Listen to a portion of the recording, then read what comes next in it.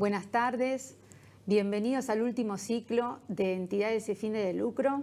Este ciclo que hoy llega a su última emisión en el 2023, muy orgullosos de todo lo que hemos logrado y hoy con el honor de tener a nuestra presidenta Gabriela Russo, quien nos va a dar unas palabras de bienvenida para la apertura de esta emisión. Muchas gracias. Adelante, Gabriela. Gracias, Valeria. Realmente es un placer poder presentar este último encuentro del ciclo sobre entidades sin fines de lucro, ciclo que hemos impulsado en nuestra gestión teniendo en cuenta la importancia que tiene esta actividad en nuestras incumbencias. Por eso quiero agradecerle a Valeria como consejera coordinadora de la comisión que trabaja estos temas, por todo el trabajo que hacen, que realmente es muy importante y muy valioso para nuestro consejo y para la profesión. Agradecer también a las autoridades de la comisión, tanto del área de fundaciones y asociaciones civiles como del área de cooperativas y mutuales. Hoy vamos a tener la exposición de importantes temas para este cierre.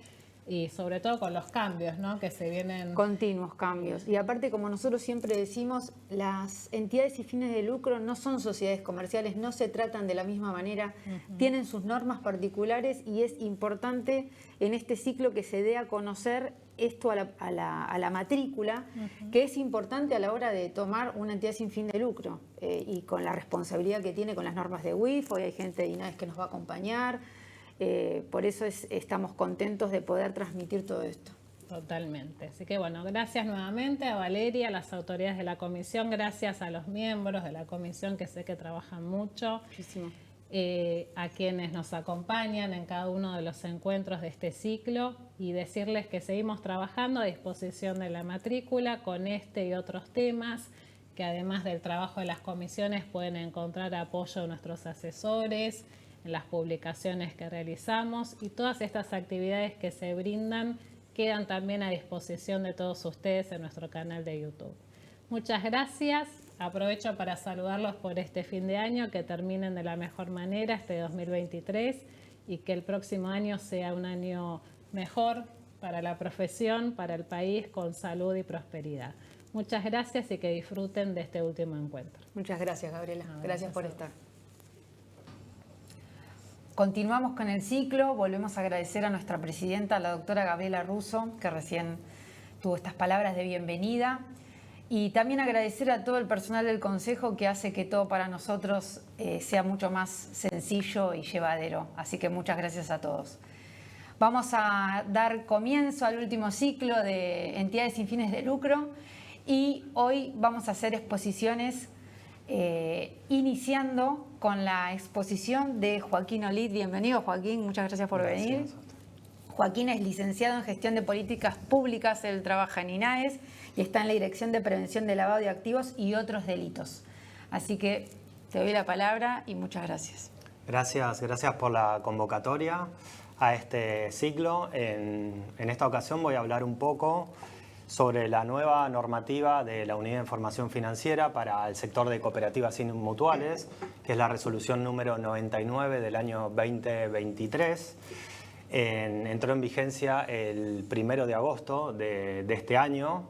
El 31 de julio quedó derogada la ex resolución 11 del año 2012, también de la Unidad de Información Financiera.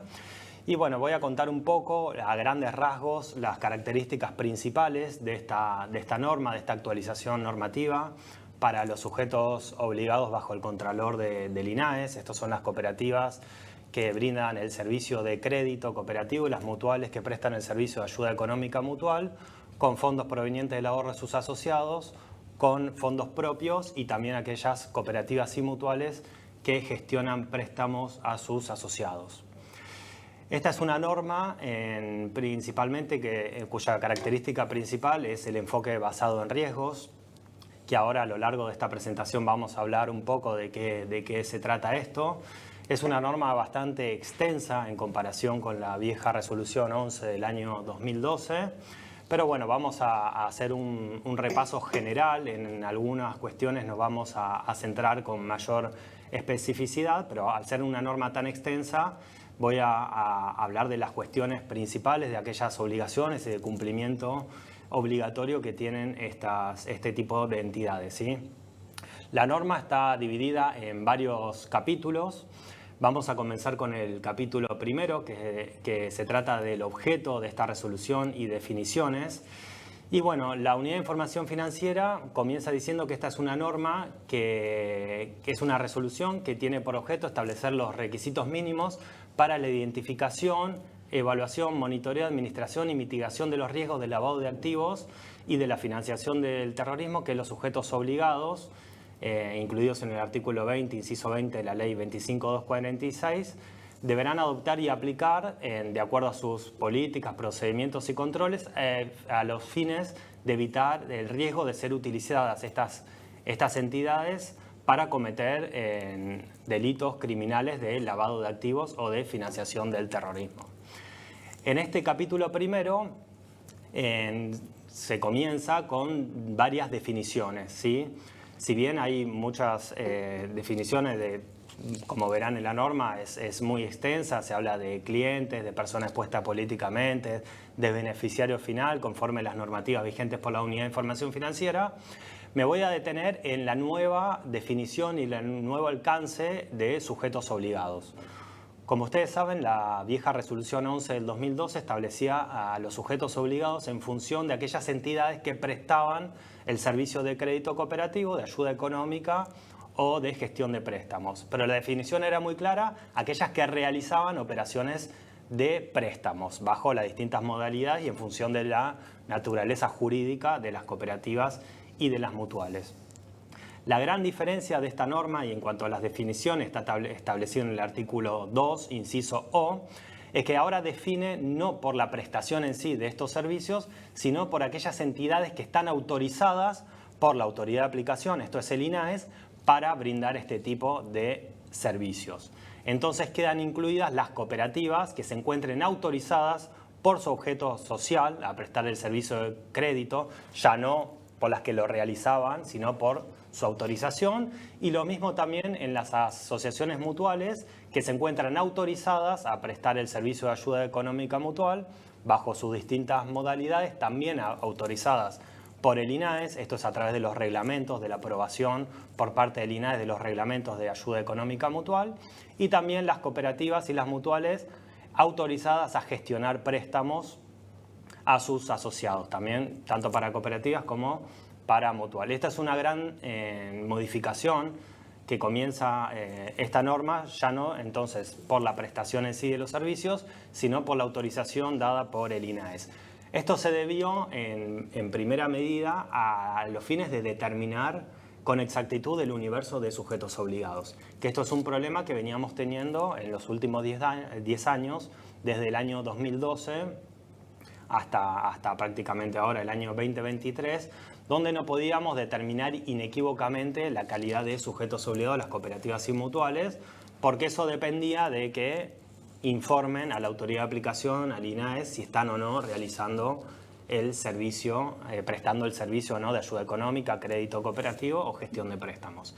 En este caso, como el INAES es quien les da la autorización para funcionar, tenemos con exactitud y el 100% de la información verídica y real de quiénes son las entidades cooperativas y mutuales, entonces, que a partir de este dictado de esta normativa quedan incluidos como sujetos obligados a informar ante la Unidad de Información Financiera. Y es así como al 31 de octubre de este año definimos un universo de 2.002 entidades, ¿sí? Esto se debe principalmente a los fines de subsanar los cruces que hacíamos entre el INAES y la Unidad de Información Financiera, entre las entidades que estaban autorizadas por el INAES y aquellas que estaban inscriptas como sujetos obligados ante la UIF. Y la verdad que todos los años nos daba una diferencia bastante importante, porque por la vieja definición de la resolución 11 del 12, muchas entidades que no prestaban, estando autorizadas a prestar esos servicios, no los prestaban, no se inscribían como sujetos obligados ante la Unidad de Información Financiera, y por eso teníamos una diferencia importante. A raíz de esta definición, de esta nueva definición, hoy tenemos inequívocamente definido el carácter de sujeto obligado. Por supuesto que las obligaciones no van a ser las mismas para aquellas entidades que están efectivamente prestando estos servicios que para aquellas que no, ¿sí? Nosotros, por supuesto, en las tareas de supervisión que cumple el INAES, en el deber de colaboración con la Unidad de Información Financiera, aplicamos criterios de razonabilidad y hay cuestiones y obligaciones que al no estar prestando los servicios obviamente quedan abstractas y no vamos a exigir su cumplimiento, pero consideramos necesario definir y tener identificados el universo total de sujetos obligados. Esta nueva definición de carácter de sujeto obligado nos arroja en el INAES que hay 597 cooperativas de crédito autorizadas a brindar ese servicio. Hay 516 mutuales de ayuda económica con fondos provenientes del ahorro de sus asociados, autorizadas a través de los respectivos reglamentos. Hay 361 mutuales que están autorizadas también mediante la aprobación de reglamentos por parte del INAES para brindar el servicio de ayuda económica con fondos propios y hay 538 mutuales autorizadas a brindar el servicio de gestión de préstamos.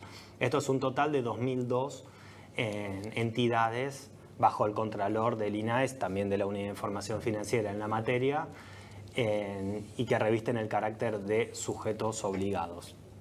Esto me pareció traer la definición más importante de este artículo segundo de la resolución 99. Las otras definiciones no cambian sustantivamente, si bien se agregan bastantes novedades, me pareció la más importante hacer hincapié en esto, ¿sí? Avanzando un poco en la presentación, el capítulo segundo de la resolución 99 del 2023 de la Unidad de Información Financiera se trata sobre el sistema de prevención del lavado de activos y la financiación del terrorismo que tienen que aplicar los sujetos obligados y en este capítulo ya instruye a esas entidades a que apliquen un enfoque basado en riesgos, ¿sí? Y que deberá contener todas las políticas, procedimientos y controles a los fines de que estas entidades identifiquen, evalúen, monitoreen, administren y mitiguen sus riesgos eficazmente para prevenir el lavado de activos o la financiación del terrorismo, ¿sí? Por supuesto que la norma dice que todas las entidades deberán tener en cuenta las conclusiones a las cuales se llegó como producto de la primera evaluación nacional de riesgos de lavado de activos de financiación del terrorismo, la segunda de financiación del terrorismo, que desarrolló la República Argentina y que está aprobada desde el año 2022 y por supuesto son públicas, ¿sí? Como ustedes saben, Argentina en estos momentos se encuentra en pleno proceso de evaluación mutua por parte del GAFI sobre tanto el cumplimiento técnico de todos los sujetos obligados, de todas las normativas vigentes en la materia y de efectividad, ¿sí? Esta evaluación comenzó en el mes de septiembre de este año, donde la Argentina remitió todos los formularios de cumplimiento técnico de todas las recomendaciones, las 40 recomendaciones del GAFI, del Grupo de Acción Financiera Internacional. En el mes de noviembre concluimos enviando todos los formularios de efectividad, lo que llamamos resultados inmediatos, donde se evalúa y el GAFI va a evaluar el grado de efectividad y de cumplimiento no solo técnico, sino de efectividad, si los sistemas preventivos son efectivos por parte de los sujetos obligados. Esto ya fueron remitidos, todos estos formularios entre septiembre y noviembre. Durante el mes de marzo del año que viene vamos a tener la visita in situ del GAFI, del GAFILAT a la Argentina, entre el 5 de marzo y aproximadamente, si no me equivoco, el 28 de marzo del 2024 vamos a tener acá las delegaciones con representantes de varios países del Grupo de Acción Financiera Internacional evaluando a la Argentina in situ. Luego va a haber un pleno en el mes de agosto donde se va a definir cuál va a ser la calificación entre agosto y fines del año que viene, la calificación final del país. Y bueno, esto lo cuento porque la resolución 99 del 2023 para sujetos obligados fue una obligación para cumplir los estándares internacionales que exige el GAFI y que era una deuda pendiente para las cooperativas y mutuales. Claro. Como saben, para las entidades financieras ya del 2017 tienen resoluciones de la UIS con enfoque basado en riesgo, mercado de capitales y seguros del 2018. Y bueno, cooperativas y mutuales no teníamos y fue una de las falencias detectadas en la primera evaluación nacional de riesgos que desarrolló la Argentina, y en consecuencia con el planteo y las propuestas y objetivos que nos establecimos en la primera estrategia nacional, bueno, se cumplió con emitir esta resolución por parte de la Unidad de Información Financiera. Esto fue un poco el paréntesis para contarles un poco a qué se debe esta resolución, ¿sí? Volviendo al capítulo 2 de la resolución WIF 99 del 2023, está dividido en dos partes. La primera parte tiene que ver con los riesgos de las cooperativas y mutuales que van a tener que identificar en sus negocios, en su operatoria diaria. Y la segunda parte de este capítulo 2 son todas las cuestiones de cumplimiento que tienen que implementar los sujetos obligados, ¿sí? En cuanto a la parte 1 de riesgos, y esta es la gran novedad, es una de las novedades más importantes de esta nueva resolución para el sector, es la obligación que tienen a partir del 1 de agosto, que tienen las cooperativas y mutuales, en tanto sujetos obligados, para realizar un informe técnico de autoevaluación de riesgos, una declaración de tolerancia al riesgo y también sobre la mitigación de los riesgos. La parte 1 abarca principalmente estas obligaciones, ¿sí? Y ahora vamos a adentrarnos un poco qué quiere decir esto, ¿sí? El informe técnico de autoevaluación de riesgos es un ejercicio de evaluación interna que tienen que realizar los sujetos obligados a los fines que identifiquen con claridad cuáles son los riesgos a los que están expuestos en materia de lavado de activos y de la financiación del terrorismo, ¿sí? ¿Esto qué quiere decir? Que las entidades van a tener que desarrollar un informe técnico por escrito, con una metodología determinada, en que va a ser remitido, por supuesto, a la Unidad de Información Financiera y al INAES anualmente o bianualmente. Ahora vamos a ver para quién es esta pequeña segmentación. Pero este es un ejercicio de autoevaluación donde van a tener que poder evaluar la efectividad de las políticas, procedimientos y controles que aplican cada uno de los sujetos obligados en función del conocimiento de los riesgos a los que están expuestos. Por supuesto que, si bien sabemos que las entidades cooperativas y mutuales tienen una operatoria similar en el marco de la ayuda económica, el crédito cooperativo o el servicio de gestión de préstamos, la verdad que cada entidad tiene una línea de negocios distintas, ¿sí? Porque estos servicios se pueden aplicar de distintas formas. Y los clientes con los cuales operan las entidades también son distintos. Los productos son distintos, no es lo mismo dar un préstamo amortizable con deducción de haberes que dar una ayuda económica con garantía de valores. No es lo mismo aquella entidad mutual que capta el ahorro de sus asociados del que no la capta. Tienen distintas modalidades de prestación del servicio y, por supuesto, los asociados también tienen distintas características. No es lo mismo que operen con una persona jurídica, con una persona física, humana. No es lo mismo que operen con una persona expuesta políticamente, con otra que no lo es expuesta políticamente. Son un montón de especificidades, tanto en la operatoria que desarrollan las entidades como de los clientes, y que cada una de las entidades va a tener que evaluar cuáles son estos riesgos a los que están expuestos, ¿sí? Entonces van a tener, por supuesto que cada entidad sabe perfectamente cuál es su negocio, conocen por supuesto a sus asociados, y esto lo que los obliga a plasmarlo en un informe técnico, con una metodología específica, y que puedan desarrollarlo y hacer esta declaración que va a tener que estar aprobada por los órganos de administración de las cooperativas y mutuales, pero bueno, que va a tener que quedar en claro y que van a remitir a la UIF y al INAES, donde cada una de las entidades va a tener que decirnos cuáles son los riesgos a los que están expuestos, ¿sí? Esta es una de las grandes novedades que introduce la norma, pero también esta resolución nos dice que estas entidades tienen que tener sí o sí determinados factores que son obligatorios: los clientes, los productos y los servicios, los canales de distribución y la zona geográfica. Estos 4 factores de riesgos, sí o sí, en todas estas autoevaluaciones de riesgos, van a tener que estar considerados por las cooperativas y las mutuales, ¿sí? Por supuesto que pueden después adicionar, incorporar factores de riesgos específicos a las cuales cada una de las entidades, en función del conocimiento que tienen de su operatoria y de sus clientes, pueden decidir adicionarlos, ¿no? Pero estos 4 factores tienen que estar sí o sí determinados en esta autoevaluación, en este ejercicio de autoevaluación de riesgos de las cooperativas y las mutuales. Todas aquellas cuestiones que consideren que tengan que estar también considerados, incluidos en este informe, por supuesto que lo pueden hacer. Pero esos 4 que mencioné son de carácter obligatorio y que tienen que estar en todos los informes. Lo mínimo que tienen que estar. Técnicos. Eso sí o sí, la norma es muy clara y tienen que estar, y esos son de carácter obligatorio. ¿Sí?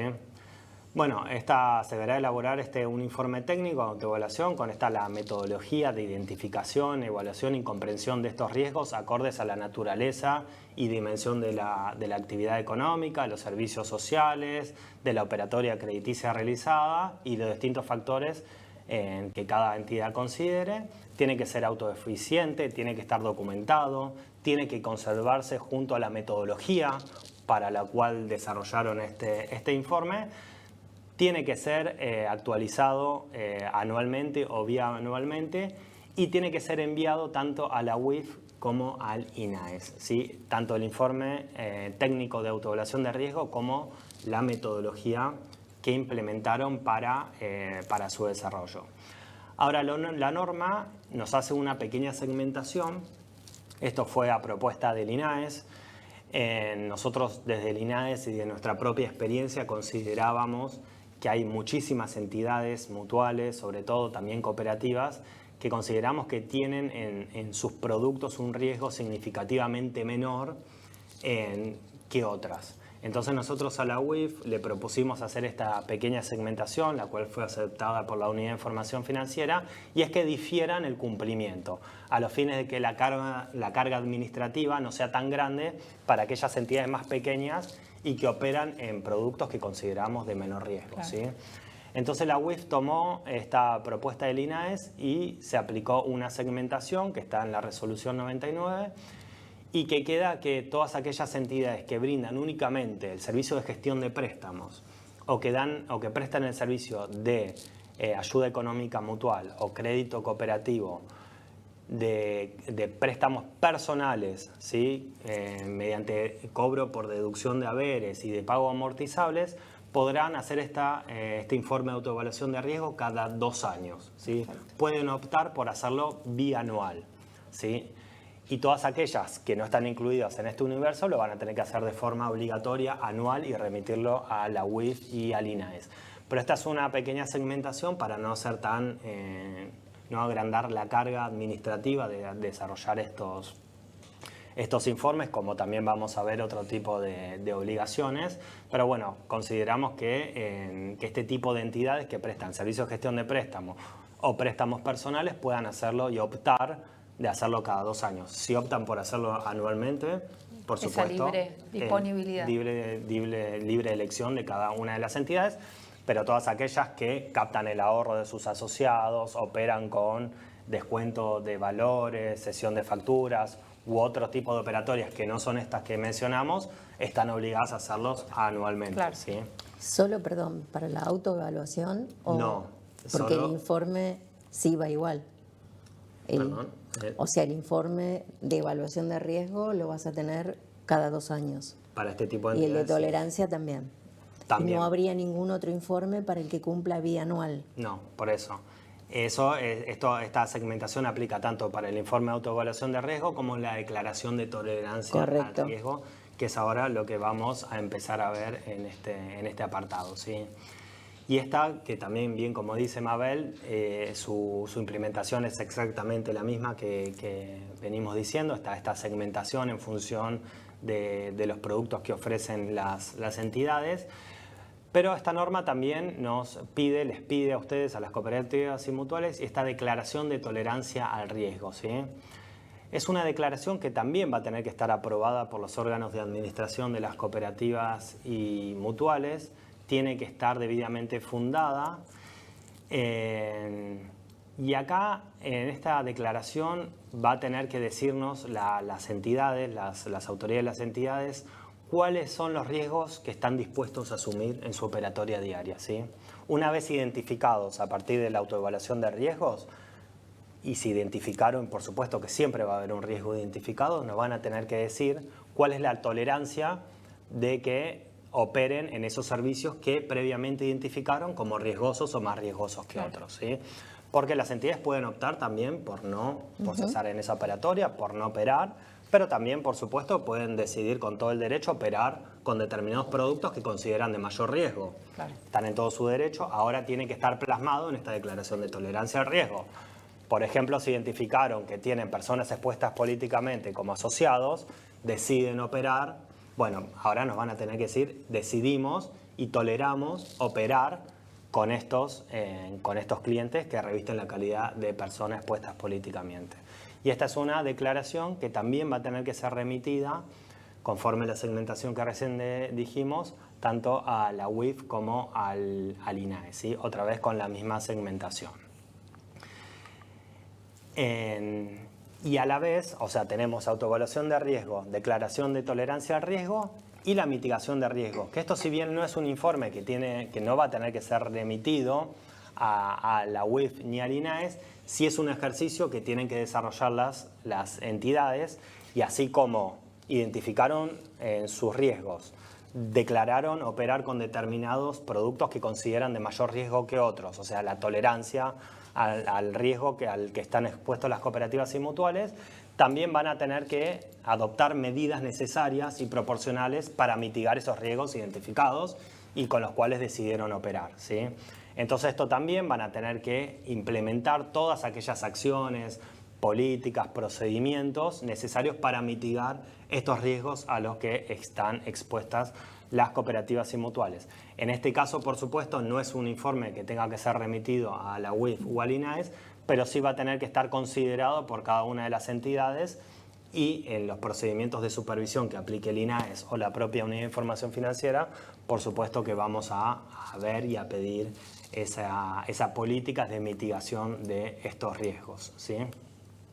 Esta es una de estos que venimos diciendo, el informe de autoevaluación de riesgo, las políticas, el informe de tolerancia al riesgo y de mitigación, son esta parte primera, parte 1 del capítulo 2, que consideramos que es central en esta nueva resolución, la 99 del 2023, para cooperativas y mutuales, y es una de las grandes novedades que tiene esta resolución. Ahora, adentrándonos a la parte 2 del capítulo 2, es el cumplimiento, ¿sí? Que esto entiendo que ya todas las entidades están más familiarizadas. Si bien cambiaron algunos conceptos, en términos generales las obligaciones de cumplimiento siguen siendo las mismas que las establecidas por la resolución 11 del 12 de la UIF. Por supuesto, todas las entidades van a tener que tener su oficial de cumplimiento, titular y suplente designado, un manual de procedimientos, hacer capacitaciones internas, tener un plan de capacitación, políticas de conservación de la documentación por 10 años. Van a tener que estar plasmadas todas las obligaciones del órgano directivo, que también se incorpora en esta resolución. Y a todas estas cuestiones que ya conocemos y que hay pequeñas modificaciones, no son muy sustantivas, no vamos a entrar en detalle porque nos llevaría muchísimo tiempo, pero sí, en cuanto al cumplimiento, me interesa contarles la evaluación del sistema de prevención, ¿sí? Y esto sí, hay una pequeña novedad. Como ustedes saben, tenían la obligación de hacer auditorías internas en materia de prevención del lavado de activos. Esta es una obligación establecida por la resolución 11 del 2012, el artículo 8. Esta obligación, por supuesto, que continúa en la nueva resolución, la 99 del 2023. Esto es la evaluación interna del sistema de prevención del lavado de activos, que se desarrolla a través de la auditoría interna. Pero la novedad de esta norma es que ahora hay una segunda instancia, y es la revisión externa independiente. Sí, o sea, ahora no solo van a tener que hacer la auditoría interna, sino una revisión externa independiente a cargo de un revisor externo independiente, que son aquellos profesionales que se encuentran registrados ante la Unidad de Información Financiera. Y esto me interesa porque no cualquier auditor, no cualquier profesional puede hacer este ejercicio, esta revisión externa independiente, sino que solamente van a poder hacerlo aquellas personas, aquellos profesionales que estén inscriptos y aceptados por parte de la Unidad de Información Financiera. Y este profesional, este revisor externo independiente, se va a tener que pronunciar sobre la calidad y la efectividad del sistema preventivo que aplica la cooperativa o la mutual, ¿sí?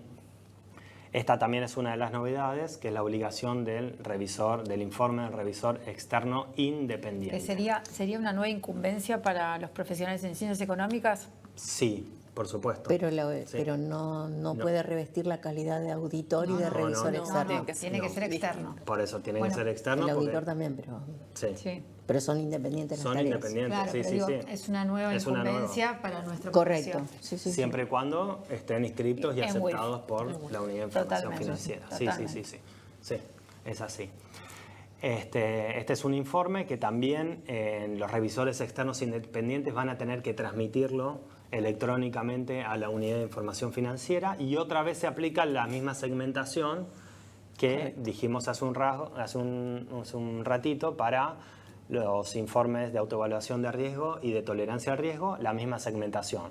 Aquellas entidades, repito, no quiero ser redundante, pero aquellas entidades que realizan únicamente el servicio de gestión de préstamos o préstamos personales mediante cobro por deducción de haberes, pueden hacerlo bianual y optar por encomendar esta revisión externa independiente cada 2 años. Todas aquellas otras entidades que no se encuentren en estos supuestos lo van a tener que cumplir de forma anual.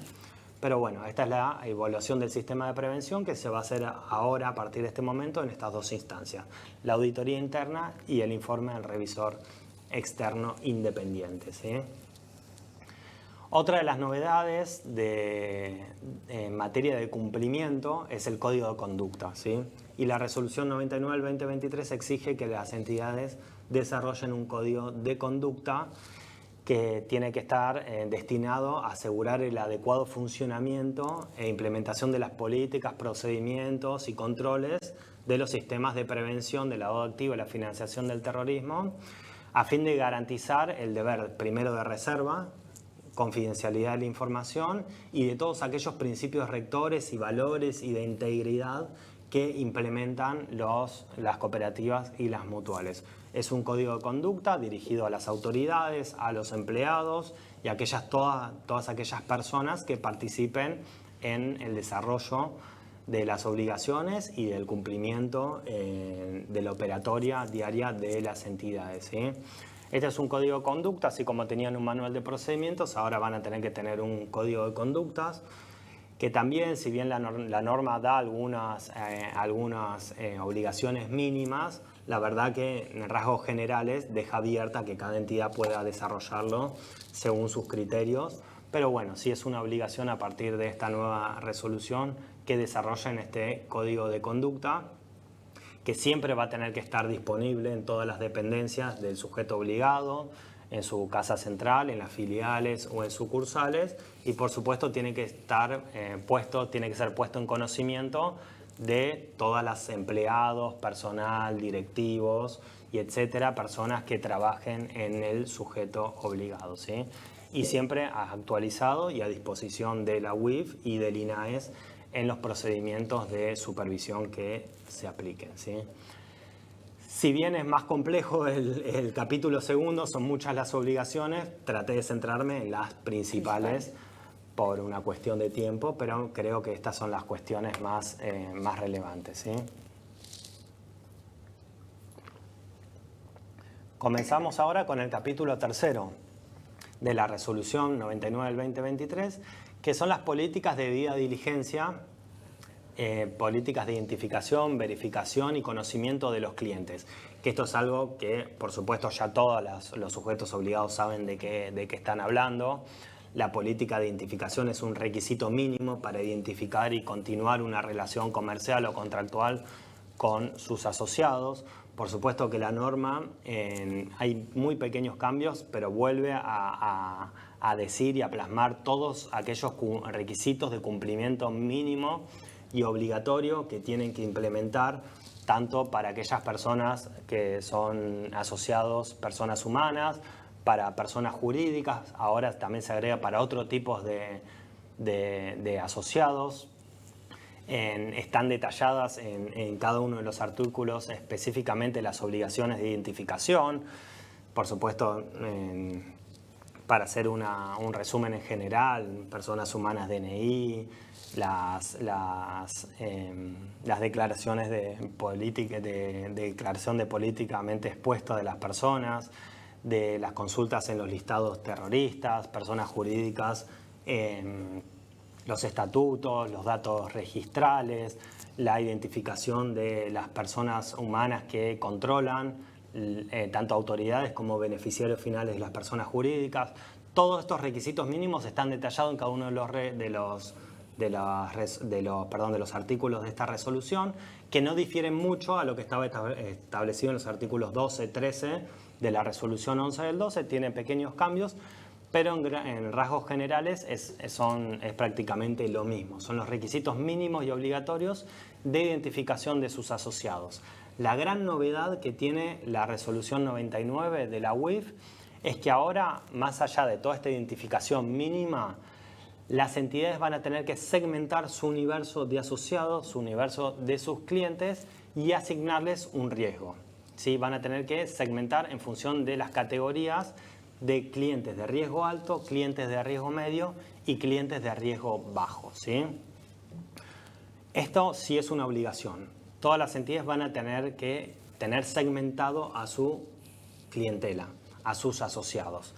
Y esto es en función de las políticas de identificación de sus riesgos que ya aplicaron. Puede ser una matriz de riesgos o puede ser cualquiera de los instrumentos que decidan, más allá de los factores que hoy dijimos más temprano que eran obligatorios, pero en función de todos estos factores y todos estos riesgos van a tener que segmentar a su clientela, ¿sí? Riesgo alto, riesgo medio y riesgo bajo. Esto, por supuesto, lo van a poder hacer en función de una parametrización que es a libre elección de las entidades, pero bueno, por supuesto que yo me permito decirles, no es lo mismo un riesgo de una persona humana que una persona o estructura jurídica. Las actividades que desarrollan estos clientes no va a ser la misma. Uno opera con diversidad de clientes, pueden tener distintos, no es lo mismo un jubilado que cobra una jubilación, una pensión y le dan un préstamo personal con deducción de haberes, que una operatoria de un cliente que desarrolla una operatoria relacionada a la agroindustria en el interior del país y descuenta valores. Digo, no es lo mismo. Claro. Son distintos riesgos, no es lo mismo las actividades que desarrollan estos clientes, no es lo mismo alguien que te gestiona un préstamo, que te lleva ahorros a la entidad. Hay distintas parametrizaciones, no es lo mismo el que te opera por 100.000 pesos, que te opera por 10 millones, 50 millones o 100 millones en el año. Digo, hay un montón de factores y de particularidades que cada entidad conoce. ¿Sí? Cada entidad conoce cuál es su negocio, conoce cuál es la operatoria que desarrollan, cuál es la nacionalidad de sus clientes, cuál es la zona geográfica donde están operando. Hay un montón de factores que me van a permitir que yo, como entidad sujeto obligado, pueda hacer esta clasificación, ¿sí? Y segmentar a mi universo entre riesgo alto, riesgo medio y riesgo bajo. Ahora, ¿por qué es importante esto? Y nosotros tenemos que entender que esto es una fortaleza. Nosotros creemos que en términos generales va a simplificar lo que hoy era una obligación de los cumplimientos mínimos que eran obligatorios para todos los clientes, independientemente de las operaciones que hagan. Los requisitos mínimos de identificación del artículo 12 y 13 eran obligatorios para todos los clientes, ¿sí? Ahora, las entidades van a poder aplicar distintas políticas de debida diligencia y identificación de sus clientes en función de estos riesgos. Así, los clientes que fueron catalogados como de riesgo bajo van a poder aplicar una debida diligencia simplificada. Esto es que pueden actualizar los legajos cada 5 años y únicamente pueden basarse en información que obtengan los sujetos obligados. Aquellos clientes que fueron catalogados de riesgo medio van a tener que hacer una debida diligencia media, donde la actualización de los legajos va a poder ser hasta 3 años de tiempo para poder actualizarlos, y acá se va a poder basarse tanto en información como en documentación respaldatoria. Cada entidad va a poder elegir si necesita, aparte de la información que posee, requerir algún tipo de documentación, pero aquellos clientes de riesgo alto van a tener que sí o sí hacer una debida diligencia reforzada, y esto implica que van a tener que actualizar los legajos siempre una vez al año. Este es el periodo que establece la resolución, y siempre deberán basarse en documentación respaldatoria, ¿sí? En este caso ya no sirve una declaración, una información que hayan obtenido el propio sujeto obligado, sino que sí o sí van a tener que sustentar todas las operaciones en función de documentación respaldatoria, ¿sí? Esta es la gran novedad, esta segmentación y estas políticas de debida diligencia en función del riesgo. Y la verdad que esto es una fortaleza que nosotros creemos que les va a servir muchísimo a las entidades, porque la gran mayoría, entiendo que la gran mayoría de mi experiencia en la supervisión, la gran mayoría de los clientes son de riesgo bajo en las cooperativas y mutuales, entonces la carga administrativa se va a simplificar muchísimo para las entidades. Por eso la idea es que no se asusten, sino que aprovechen esta... La carga importante es ahora, en el desarrollo de todo lo nuevo.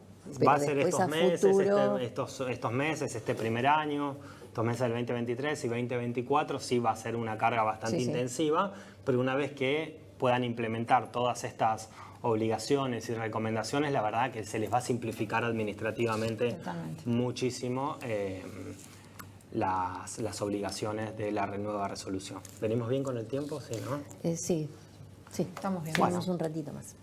Seguimos. Hasta ahí el capítulo 3, que era las políticas de identificación y conocimiento del cliente.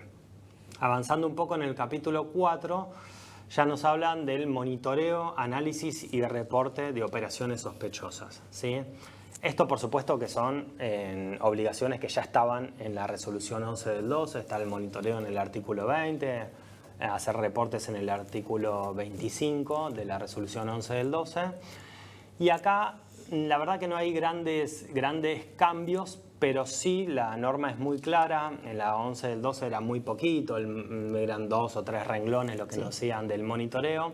Acá está un poco más explayado, pero la obligación de hacer un monitoreo continuo de la operatoria de los clientes es una obligación donde las entidades van a tener que hacer un monitoreo, por supuesto, de todas las operaciones. Esto es independientemente del riesgo de cada uno de los asociados. La verdad que en el monitoreo van a tener que hacerlo de todas las operaciones que realicen con sus clientes.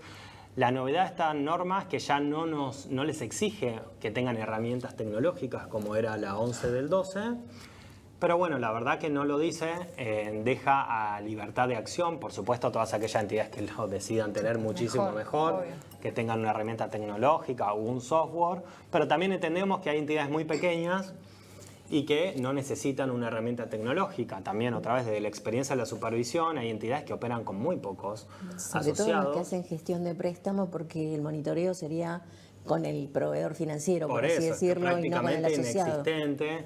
Hay entidades donde concentran la mayor cantidad de sus operaciones, tal vez en 10, 20, 30 asociados, y la verdad que tener un software para pocas operaciones al año era medio irrisorio. Por eso la norma actual, este capítulo 4, lo deja, no exige una herramienta tecnológica, pero sí es muy claro que las entidades tienen que sí o sí hacer un monitoreo de todas sus operaciones, independientemente del monto, independientemente del servicio de que se trate. Sí o sí van a tener que tener implementado un monitoreo de aquellas operaciones que permitan la confección, por supuesto, a través de un perfil transaccional, en lo que antes era el artículo 19 y que había un umbral para establecer el perfil.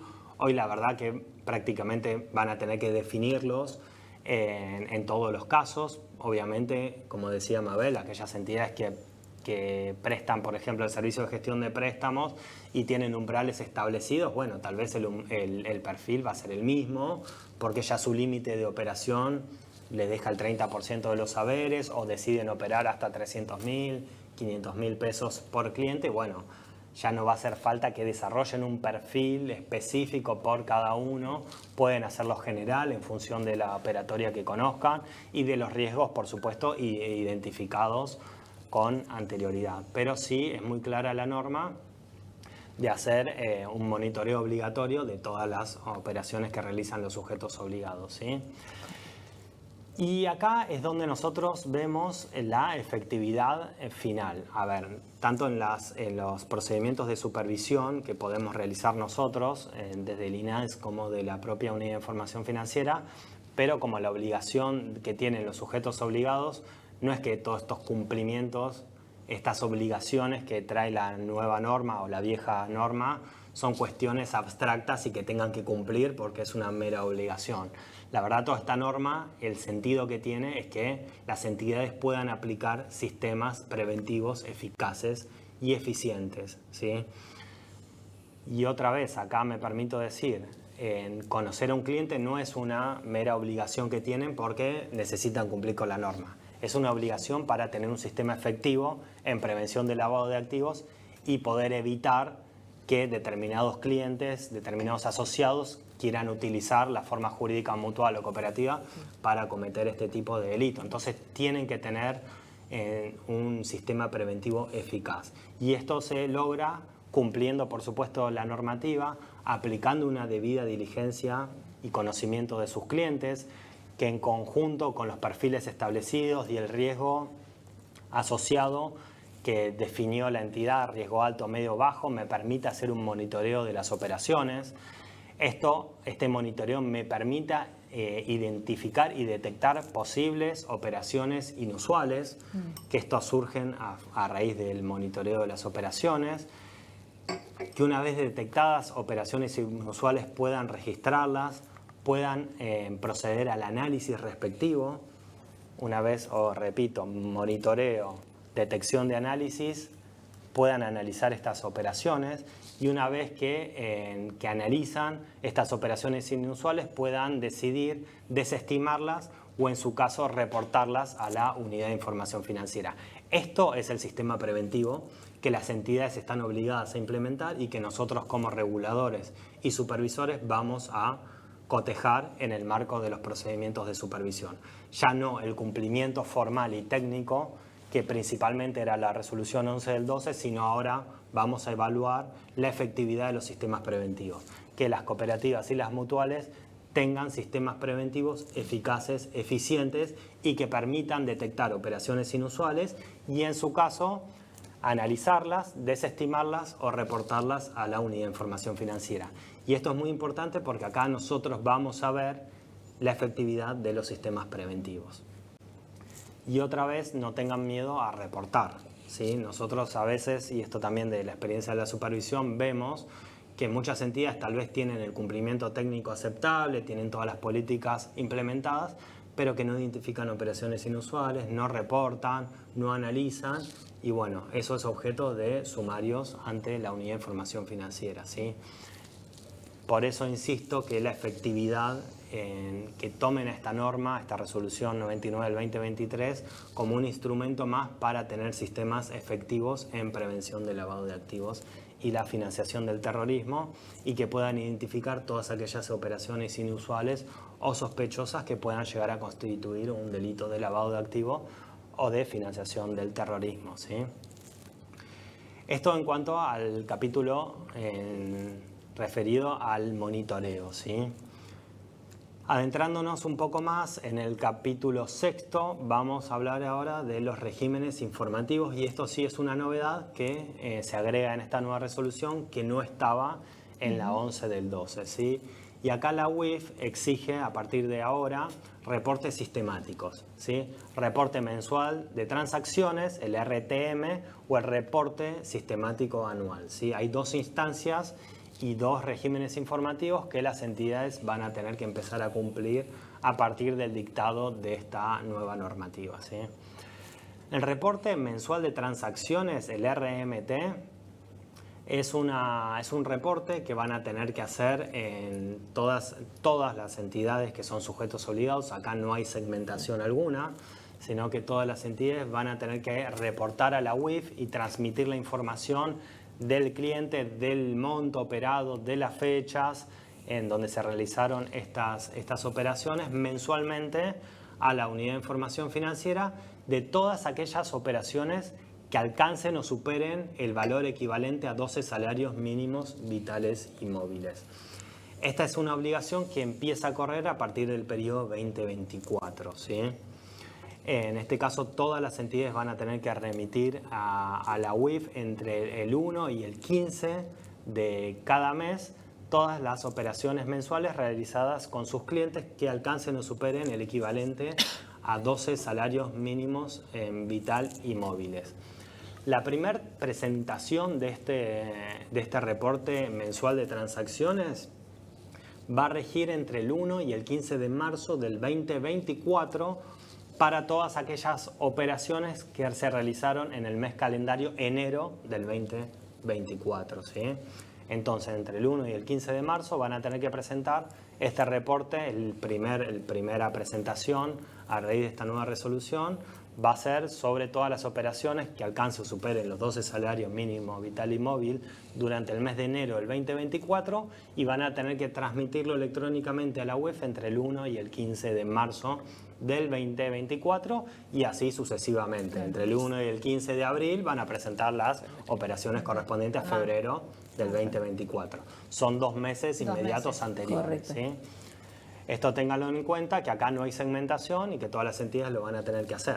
Por supuesto, aquellas entidades que no superan... Claro, ¿No presentan en cero tampoco? Presentan en cero. En cero, perfecto. Sí, en cero. Van a tener que presentar, pero en cero es una carga administrativa mínima. Sí. Pero bueno, sepan que es una obligación que rige a partir del periodo 2024. O sea, todos los meses tiene que haber una presentación. Tal cual. En cero con movimiento, pero tiene que haber una presentación. Eso el mensual. Y después otro de los regímenes informativos es el reporte sistemático anual, el RSA, que es otra de las obligaciones que nos trae la nueva resolución. Y este es un informe también electrónico que anualmente van a tener que mandar, es un reporte anual que van a tener que mandar las entidades con información general, ¿sí? Sobre la información de la razón social, domicilio, actividad que desarrollan, datos del oficial de cumplimiento, información sobre la estructura social de la entidad, información contable sobre ingresos, patrimonio, sobre los negocios, productos en los cuales operan, información sobre tipo y cantidad de clientes. Y este es un informe que lo van a tener que remitir también electrónicamente a través del SRO a la Unidad de Información Financiera. Pero acá sí aplica la misma segmentación que hablamos antes. En este caso, pueden optar aquellas entidades que realizan únicamente el servicio de gestión de préstamos o ayudas económicas o préstamos personales de cobro amortizable y a través de deducción de haberes, pueden optar por mandarlo cada 2 años a la Unidad de Información Financiera. El resto de las entidades lo va a tener que cumplir anualmente. Y acá es importante decir que la resolución dice que estas obligaciones corresponden a partir del ejercicio 2024. Si esto es un reporte sistemático anual, recién su obligación va a ser en el periodo 2025 respecto al año 2024. Pero bueno, no es algo inmediato como el mensual, que ya en los próximos meses, pero este reporte sistemático anual va a empezar a regir a partir del 2025, o sea, va a tener que ser enviado entre el 2 de enero y el 15 de marzo del 2025 respecto al periodo 2024, ¿sí? Perfecto. Bueno, hasta acá, no sé si el tiempo estamos bien. Estamos bien. Sí, estamos bien. Es excelente Hasta la charla, felicitaciones y muchas gracias en Bueno. primera medida. Te vamos a dejar descansar. Fue un pantallazo, Un pantallazo general. Intenté hacerlo lo más rápido posible. No. La verdad que la norma es mucho más extensa. Es una norma bastante extensa, pero bueno, me quise focalizar en las principales cuestiones que les va a servir a las entidades, que algunas de cumplimiento obligatorio y que nosotros en el marco de la supervisión, por supuesto, vamos a empezar a ver, ¿sí? Obvio. Me quise focalizar en eso, pero bueno, por supuesto que la norma es muy extensa, que está a disposición, la pueden descargar todo de la página web de la UIF, del INAES, de Infoleg, para que empiecen a aplicar estas obligaciones. Y seguramente la vamos a tratar en la comisión. Te vamos a dejar descansar un ratito y vamos a hacer las preguntas al final, si les parece. Bueno. Perfecto. Y vamos a darle la palabra a nuestra presidenta de de la Comisión de Entidades de Mutuales y Cooperativas, la doctora Mabel Cambeiro, que nos va a hablar sobre normas específicas para las cooperativas. Gracias Valeria, gracias al Consejo por este espacio, la importancia de darle visibilidad a nuestras entidades, que parecen muy simples pero no lo son. Bueno, vamos a hablar de norma específica contable para entes cooperativos. Bueno, en realidad es una norma no nueva, que es la Resolución Técnica 24 de la Federación Argentina de Consejos Profesionales de Ciencias Económicas, pero tiene una modificación que introdujo la Resolución Técnica 51. En realidad, hagamos un recuento de la normativa que tienen las cooperativas en cuanto a norma contable, y tenemos la resolución 519 del año 74, que tiene que ver con INAES, o en lo que era en su momento INAC, la circularización o la circular de fiscalización, que sigue estando vigente hoy y es de importancia tenerla en cuenta porque hay un montón de ítems que están incluidos en ella y que son importantes porque adolecen de esa información en la mayoría de los balances. Luego, la resolución 221 del año 2010, que modificó la resolución 4579 del 2009, que en realidad atañe a los informes de auditoría, pero es la aplicación o no de los procedimientos de las 221 que ya estaban relacionadas con prevención de lavado de activos y financiación del terrorismo. También tenemos la 4518 del 2011, que es un modelo de estado contable simplificado para cooperativas de trabajo que sacó INAES, que eran para las 2038 y las 3026, que sigue vigente. La 506 del 2011, que es un plan y manual de cuentas para cooperativas que cuentan con sección de créditos. La resolución 1021 de INAES, que es la Renovar, que es la que dio la segmentación para las cooperativas. La resolución 996 del 21, que es una norma profesional que tiene aspectos particulares en la exposición contable y procedimientos en particular para cooperativas, que deroga la resolución 247 del 2009, la resolución 1864, que fue la actualización nacional de datos, lo que creó el legajo multipropósito. Luego la 957 del 2019, que está derogada, producto de su reemplazo, que es la resolución 189 del 21, y la resolución 419 del 2019, que es la presentación de estados contables en moneda homogénea. Teniendo el marco de normativa específica de INAES y profesionales, vamos a lo que es profesional.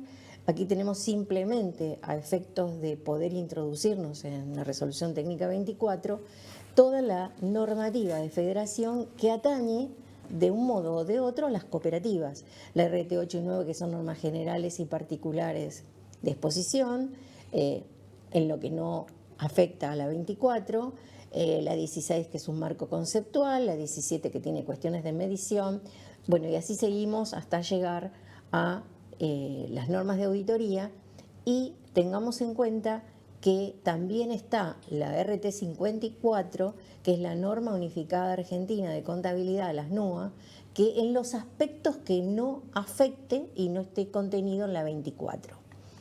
Bien, vamos entonces con la 24 modificada por la 51. La 51 no es una reforma de la resolución en pleno, simplemente aclara cuestiones que habían quedado no tan de fácil interpretación. La 24, modificada por la 31, la aprueba la 996 de INAES en el año 21, la aprueba Federación con la 1061 del 21, y hay un informe también que está a revisar, que es el informe 31 de contabilidad del CECIT. La resolución 37, modificada por la 53, el informe 22 de esencia sobre modelos de informe de auditoría y otros servicios de aseguramiento. Todo esto lo tenemos vigente para cooperativas. Bien, creo que me pasé. Ahí está. Vamos a ver cuáles son las modificaciones introducidas por la resolución técnica 51. La resolución técnica 51 tiene una vigencia en principio desde el 1 de enero del año 2022 y para los intermedios. Y puede aplicarse a puede aplicarse a cooperativas que hagan oferta pública de valores en la CNB. Las normas aplicables para audit, o sea, son normas contables, es algo que no dije. La RT24 es una norma no contable, incluye definiciones, aspectos contables y aspectos de auditoría. Es para tenerlo en cuenta, porque eso está plenamente vigente. ¿Qué contiene la RT24? Aspectos particulares de exposición contable e informes de auditoría para entes cooperativos, pero no aplica a cooperativas financieras, o sea, bancos y cajas de crédito, a cooperativas de seguros y a cooperativas que hayan decidido o estén obligadas a aplicar NIF, excepto las que hagan oferta pública en la CNB. Tengan cuidado porque cuando hablo de cooperativas financieras no estoy hablando de cooperativas que tienen servicio de crédito. Esas cooperativas sí están alcanzadas por la 24. Esta es cómo está formada la RT51. En realidad tiene un objetivo, una introducción, definiciones, como la mayoría de las normas, exposición contable, otros aspectos, aplicación a las normas de auditoría. Y hay dos guías de aplicación, la del anexo 1 y la del anexo 2, que las vamos a ir viendo, pero, o sea, las pueden leer perfectamente. La primera, que es el anexo 1, son las guías de aplicación de normas generales. Y el anexo 2 es específicamente para cooperativas pequeñas, de acuerdo a la segmentación de la resolución 1000.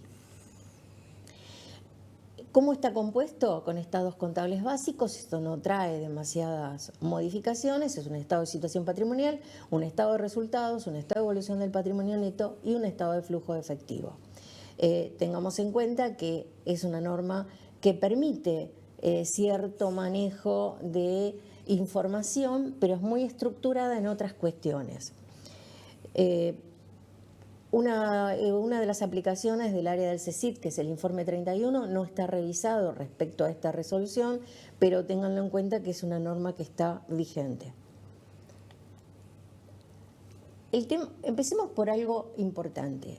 En una cooperativa tenemos tres tipos de resultados. O sea, dentro del resultado total tenemos resultados por la gestión con asociados, resultados por la gestión con no asociados y resultados ajenos a la gestión cooperativa.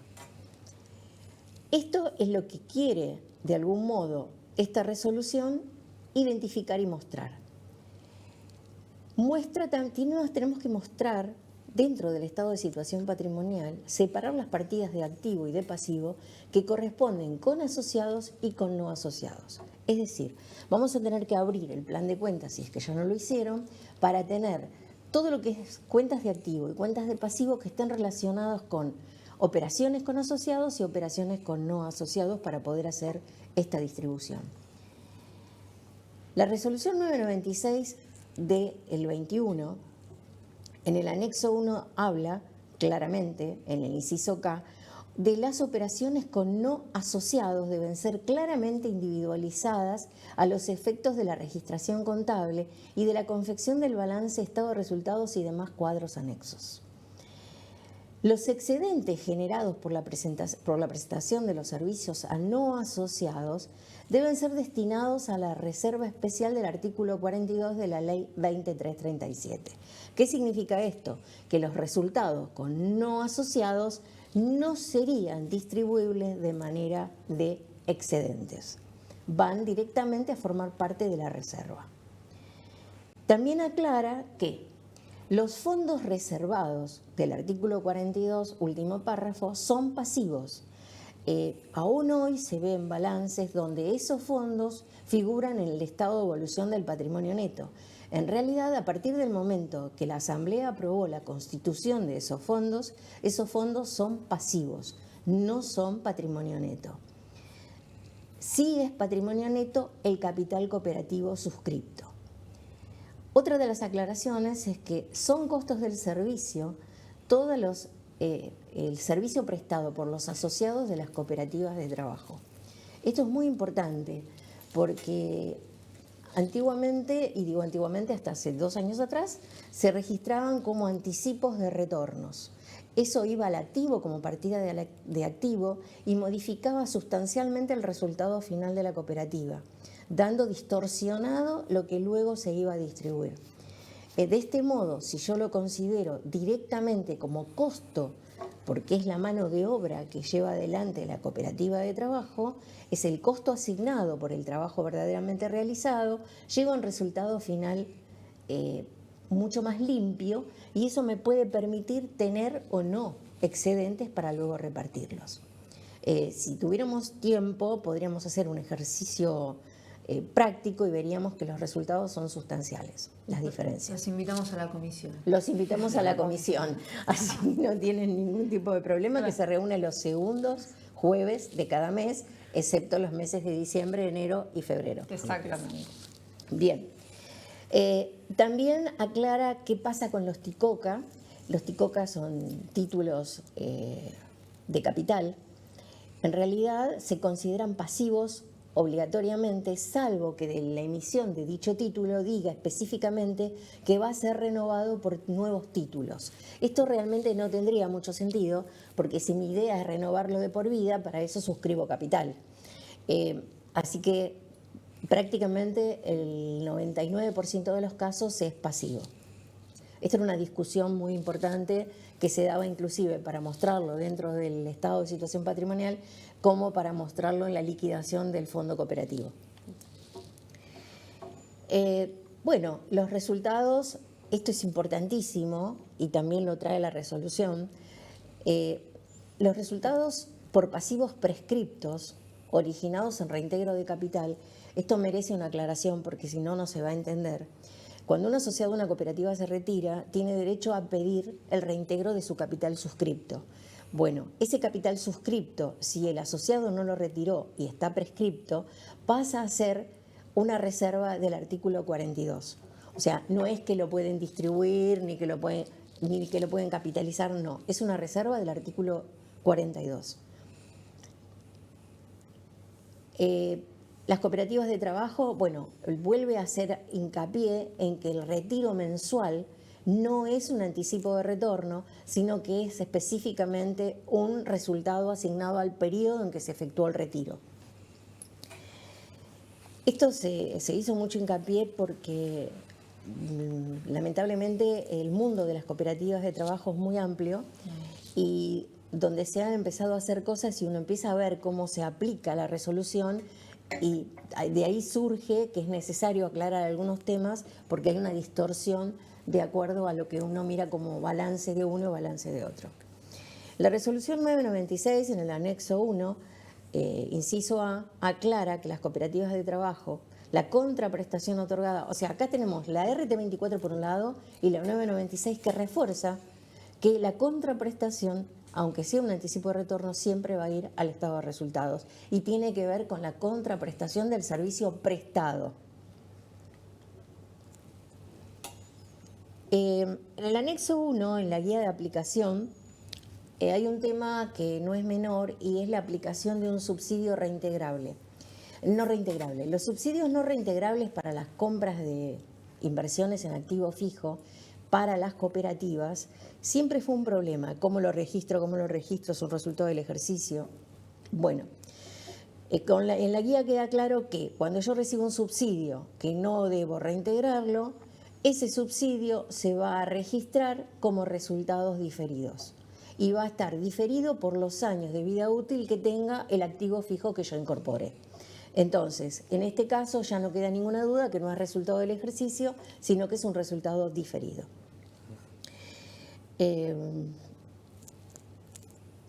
A lo que sí aclaré acá en la filmina, es muy importante que lo tengan en cuenta, que no hagan por analogía lo mismo con todos los subsidios. Claro.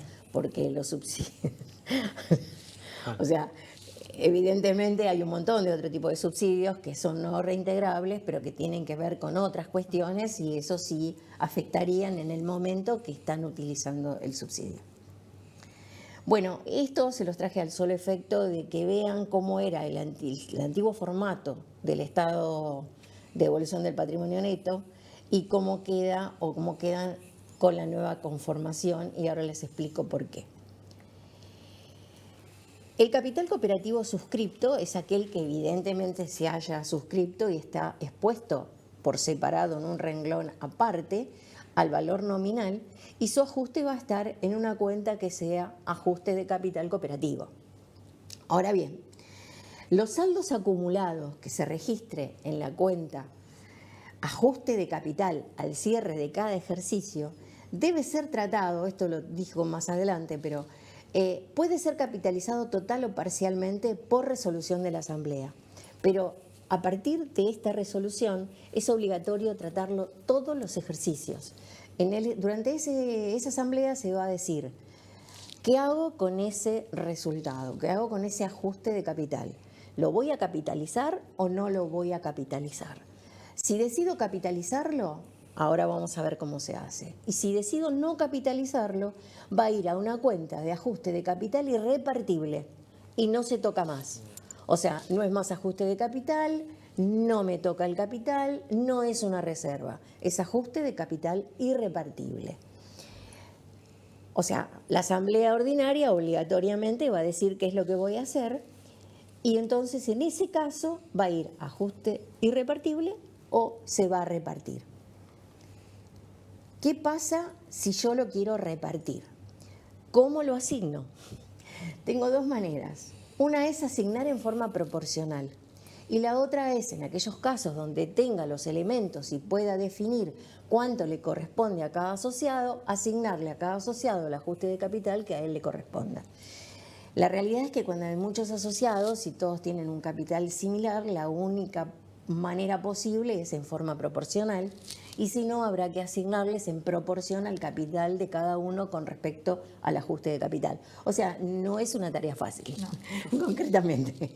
Acá es cuando decimos que las entidades sin fines de lucro no son sencillas, tal cual, o para que no las lleve alguien que no está capacitado como corresponde. Claro, o sea, para la pregunta típica es, tomé un cliente, voy a tomar un cliente cooperativa, ¿qué tengo que leer, qué tengo que hacer? No, primero tendría que estudiar un poquito y después animarme. Y seguramente también en el estatuto social de la cooperativa va a decir cómo se distribuye el capital ahí. En realidad, las cooperativas, en todas las cooperativas, lo que dicen los estatutos tipo, salvo algunos específicos, es que se distribuye no el capital. El capital es determinada cantidad que se aporte. Los excedentes. Y la distribución de los excedentes, que es por los servicios tomados. Pero en el caso del ajuste de capital va a tener que ver con el capital aportado y en el momento que se aportó. Claro. Porque tal vez el capital suscripto de la integración original no tiene nada que ver con los que se incorporaron 10 años más tarde. Claro. O sea, ahí también habría que hacer un análisis de ver comparando el capital original, cuál sería la proporción. O si lo que se mantiene, como puede ser en las cooperativas de trabajo, que es el salario mínimo vital y móvil, entonces, bueno, están todos en la misma proporción. Ahí no habría ningún problema que sea por todos por partes iguales. Claro. Pero sí, no es algo tan sencillo. Bueno, hay otro problema con las reservas. Si uno mira los balances de las cooperativas, se encuentran con que hay reservas de las que, no sé, algunas hasta tienen nombres que no sé de dónde las sacaron. Las reservas son específicamente las reservas que están indicadas por la ley y el estatuto de la cooperativa, que son las reservas de ley. Y por el otro lado, la reserva del artículo 42, que también es la reserva que está en la ley, pero que tiene que ver con otras reservas donde aparecen resultados, como yo decía hace un rato, cuando son resultados con no asociados. Entonces, si yo tengo resultados con no asociados, eso va a la reserva del artículo 42 del último párrafo. Importante una cosa que creo que no está a la filmina, pero si visualizamos un estado de resultados de una cooperativa, llego a un resultado final que me dice superávit o ganancia, tanta plata. Debajo de ese total de resultado, yo tengo que tener puesto cuánto es el resultado con no asociados, cuánto es el resultado ajeno a la gestión cooperativa y cuál es el resultado con asociados. Esos 3 renglones me tienen que dar el mismo monto que me va a dar el resultado final del estado de resultados. Y tengan en cuenta que si no tuviese distribución, igual pongo los 3 renglones y voy a poner ceros. Voy a poner solo con asociados y el resto va a estar cero. Eso lo digo porque si tuviésemos más tiempo haríamos un ejercicio y lo mostraríamos. Otro tema que no es menor es la compensación de los quebrantos. En el caso de la compensación de pérdidas de ejercicios anteriores, el orden de absorción de quebrantos es, primero, la reserva especial del artículo 42, último párrafo. Luego, la reserva legal. Luego, el ajuste de capital irrepartible. Y luego, el ajuste de capital del ejercicio. Ese sería el orden. Si aún así me siguen quedando resultados de quebranto, van a una cuenta de resultados no asignados como quebranto, como pérdida. No tengo que afectar el capital.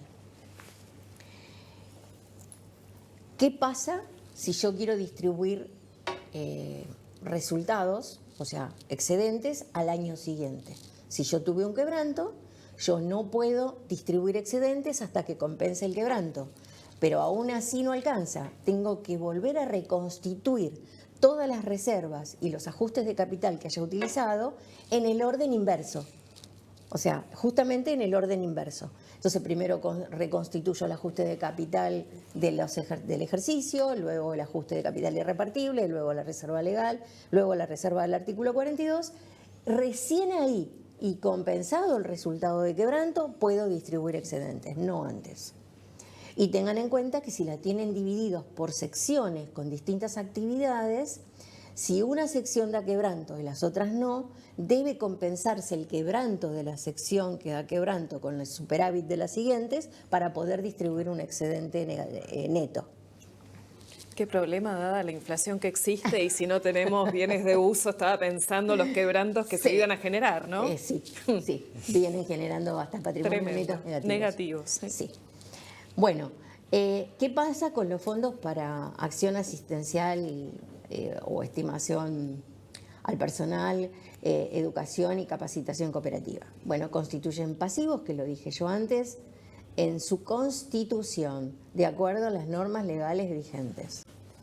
Para cada uno de ellos, lo que ahora agrega la resolución técnica 51 es que, en este caso, para cada uno de ellos hay que poner una nota en los estados contables informando a valor histórico, comparativo, cómo está constituido, digamos, cuánto era el saldo al inicio, cuánto tengo pago, cuánto tengo de devengado y cuánto me queda de saldo. Esto, la verdad que nos agregó un trabajo adicional porque antes solamente poníamos el saldo devengado y exigible o no en el informe. Esto hace que yo ya no lo tenga que poner en el informe del auditor porque lo voy a tener puesto en una nota en los estados contables. Es muy importante tener en cuenta que no tiene carácter lucrativo el resultado de un ejercicio en una cooperativa. Los resultados de la cooperativa son excedentes, no son ganancias. Sin embargo, debo aclarar que si no tienen la exención de ganancias, pagan ganancias. Súper importante. O sea, esto es lo que dice la norma y es lo teórico, pero la realidad es que si no tienen la exención de ganancias, deben pagar impuestos. Y algo más. La norma dice que no se debe colocar el devengamiento del impuesto a las ganancias en el estado de resultados, pero si yo estoy obligado a pagar impuesto a las ganancias, por norma técnica profesional, debo devengar y poner el pasivo y el resultado. Que por eso también recomendamos siempre cuando se tienen la constancia de quit o el quit desde las entidades sin fines de lucro, enseguida hacer el trámite de exención. Sí, pero igual hoy por hoy lo puedes perder en la primera de cambio por un montón de situaciones. Pero por el régimen simplificado quizás es más sencillo y dentro de estas pautas que se pueden perder hay muchas que lo continúan y tienen estos temas que muchos confían en que por ser exentas de por sí no pagan impuesto y no es así. Bueno, aquí está el ejemplo que yo les decía recién. Los resultados de una entidad cooperativa son excedentes con asociados, no asociados y puede ser ajenos a la gestión cooperativa. Como lo muestro, el excedente del ejercicio es 36.629,89. ¿Cómo está conformado? está conformado por, de acuerdo a lo que me pide el anexo 7 y la nota 1.1, es resultado por la gestión cooperativa con asociados, 29.500 y algo, resultado por la gestión de la cooperativa con no asociados, 6.000 y algo, resultados por las operaciones ajenas a la gestión cooperativa. El total de excedente del ejercicio me tiene que dar igual con el resultado excedente del ejercicio. O sea, es muy simple de ver, pero no lo ponen. Simplemente lo digo, ¿no? No lo ponen. Está bien, no pensé que me había ido. Otra cuestión a tener en cuenta es que, bueno, ya se los dije, me adelanté y se los dije, que si tengo en una sección pérdida lo tengo que compensar con el superávit de otra y llegar a un neto. Bueno, ¿cuál es el destino de los excedentes? Bueno, la asamblea es la que va a definir el destino de los excedentes.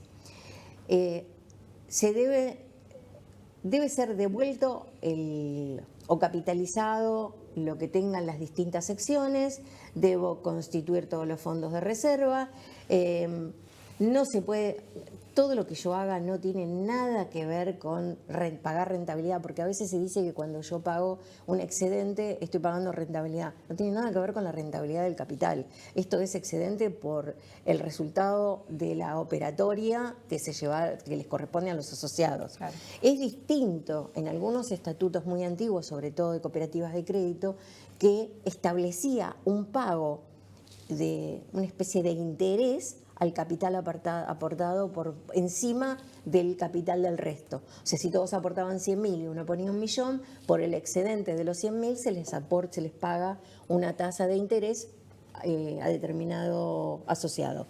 Pero hoy no se están autorizando así ningún estatuto, hay algunos que son muy antiguos nada más, y la realidad es que eso es otra historia, esto no tiene nada que ver con el excedente del ejercicio.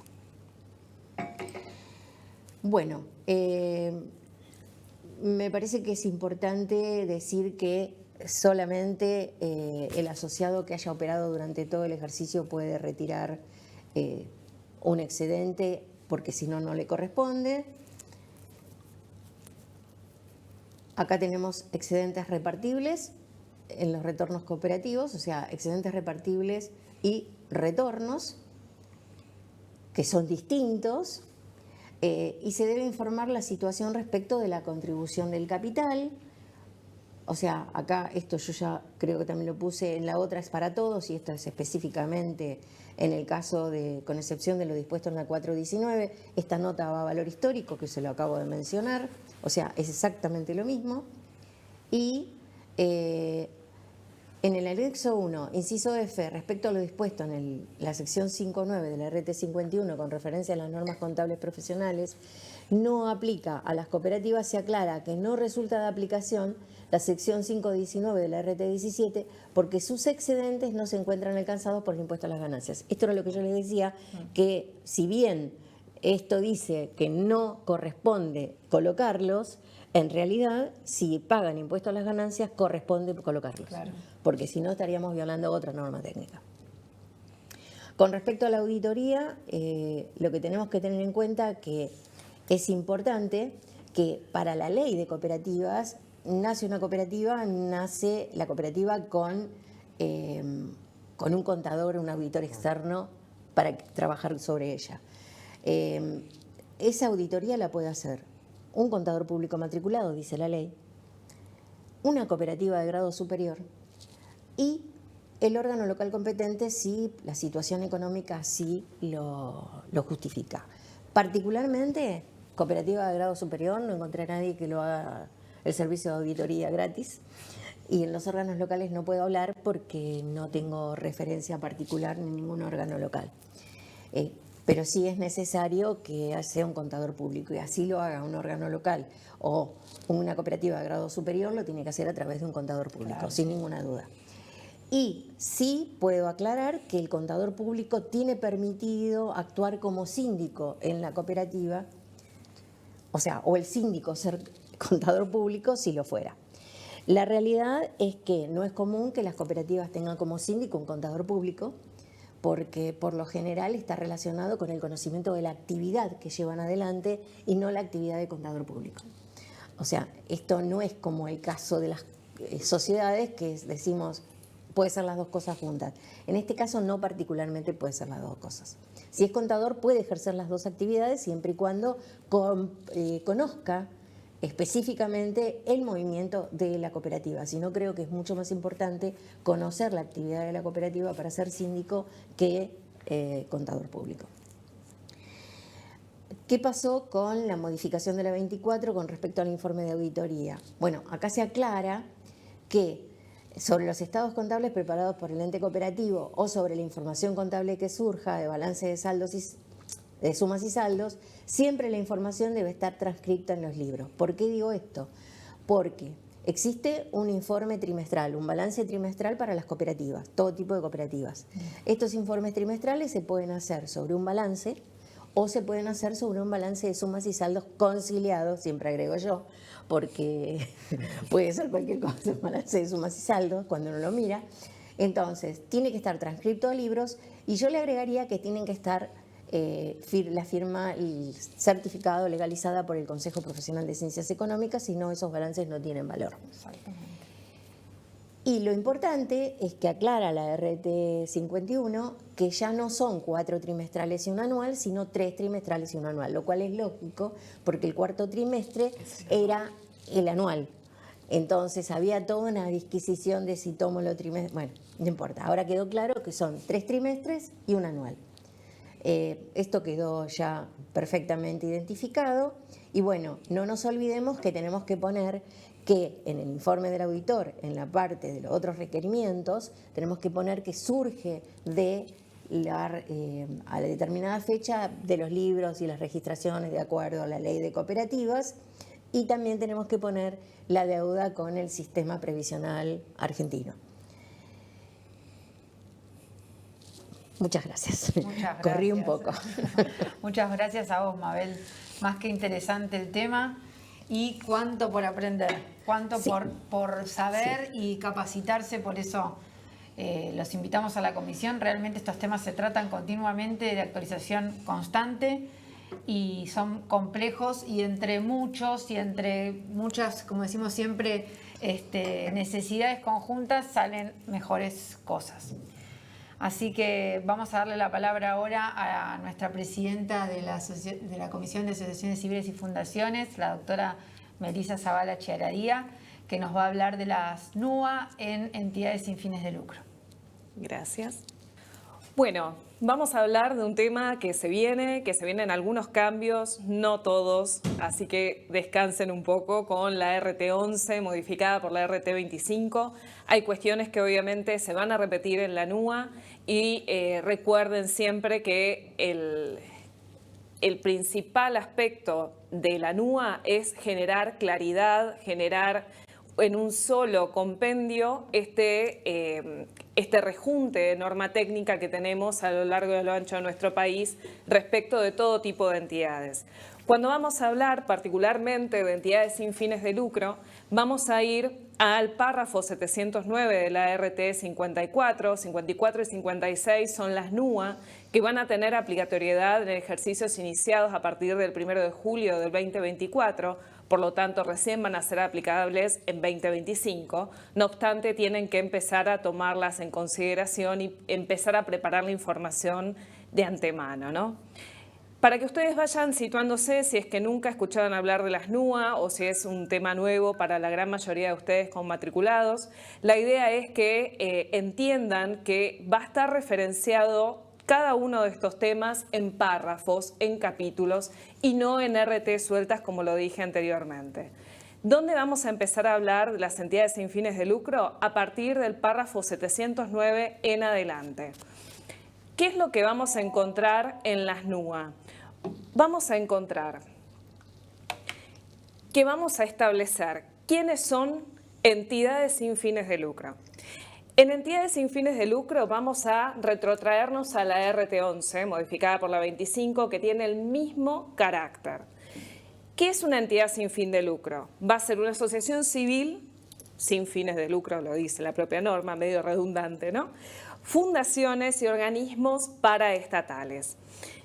Vamos a entender que lo que anteriormente dijo Mabel no va a comprender a las cooperativas.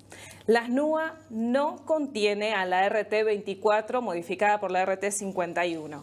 Por lo tanto, cuando ustedes estén trabajando con cooperativas, van a referenciar a la RT24 modificada.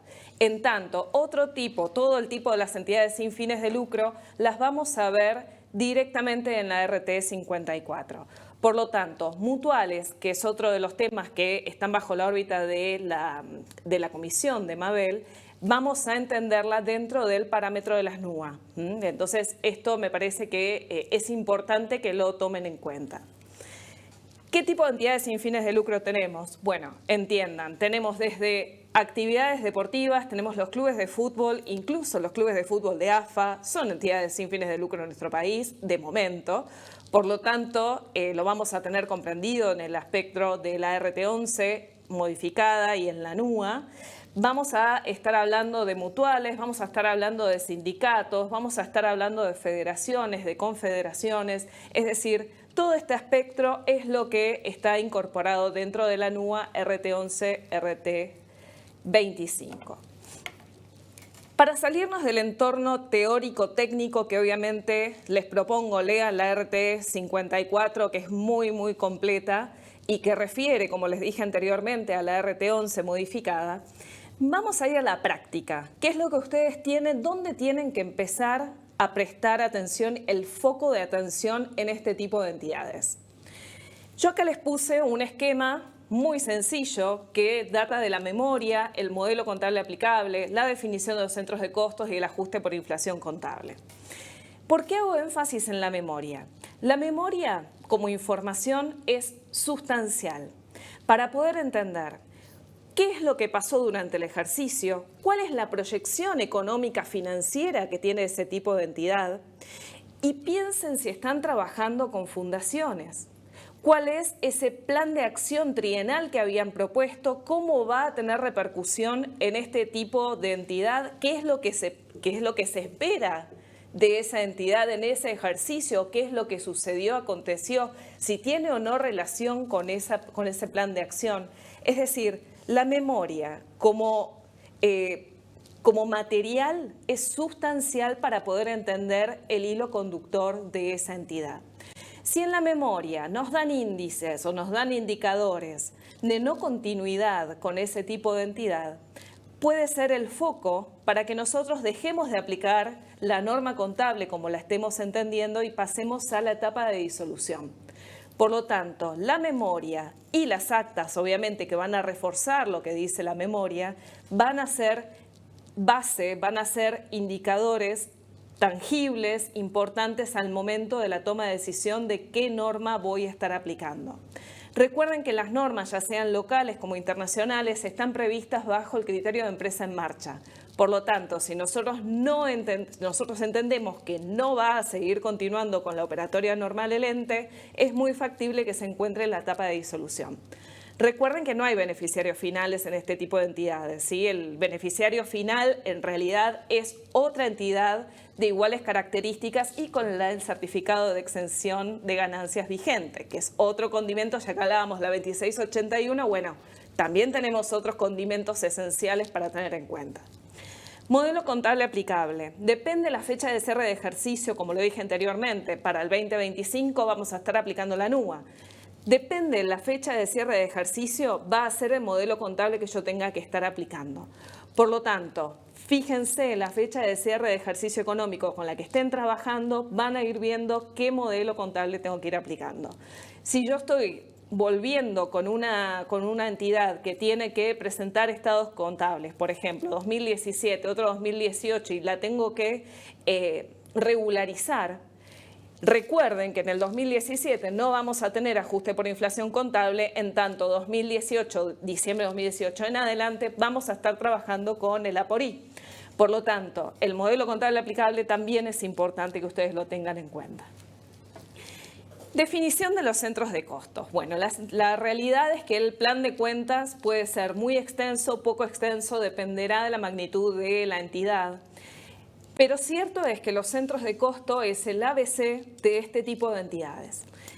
Por supuesto, en las con fines de lucro también es importante, pero en las sin fines de lucro, en lo particular, hace a la información complementaria, a la información que nosotros mostremos en los anexos de notas.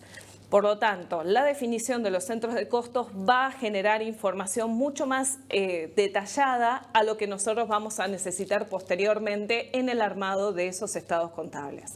El ajuste por inflación contable es lo que mencionaba anteriormente con moneda homogénea en el modelo contable aplicable.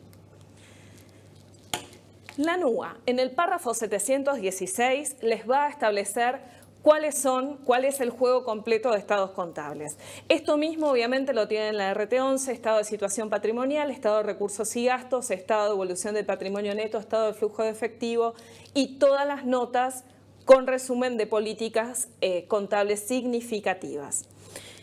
Recuerden, entidades sin fines de lucro, no estamos hablando de resultado, acá estamos hablando de recursos menos gastos, superávit o déficit. Acá no se genera ningún tipo de resultado distribuible.